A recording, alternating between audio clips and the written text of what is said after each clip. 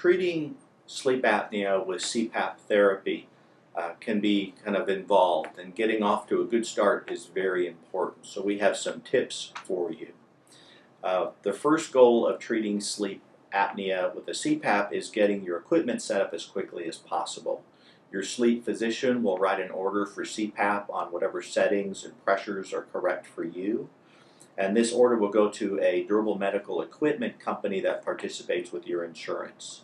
So the orders and study goes to the durable medical equipment company. They may need to get prior authorization from your insurance, but work with them to get that expedited as quickly as you can. The durable medical equipment company should contact you once they have that prior approval done for an educational meeting and a time to set up a mask fitting for you to pick out your mask. It's really important to pick out the right mask, and when you're initiating therapy, you can turn that mask back in for a different mask multiple times, but you want to understand with your company what is their return policy and what's that window of time. In some companies it's 10 days, in other companies it's 30 days. But that mask fit is very important, so be aggressive about getting the right mask. You want to get an education section or come to our website and learn more about sleep apnea and CPAP treatment. We want to get you started on your CPAP machine, but if you're having trouble with claustrophobia or can't stand the machine, you'll want to go to our CPAP desensitization tips provided for you with the link. Once you're started on CPAP therapy, the goal is to use your CPAP machine for all of your sleep. Even if you're going to take a nap during the day, put on your mask and machine.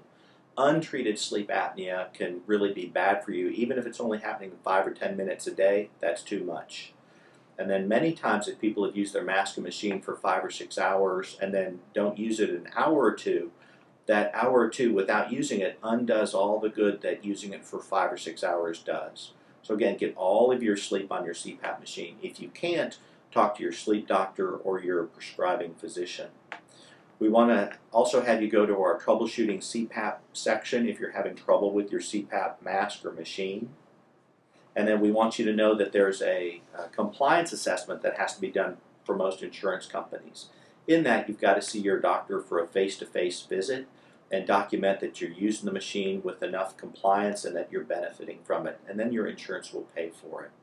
And now insurance requires that most people see a sleep doctor once a year to keep getting new supplies for their CPAP machine. So you need a yearly review and prescription updates. And of course, one of our goals of therapy is to make sure whatever treatment we're using is right for you. There may be readjustments, there may be other things that change, or maybe there's a new treatment of sleep apnea that we'll be able to talk about.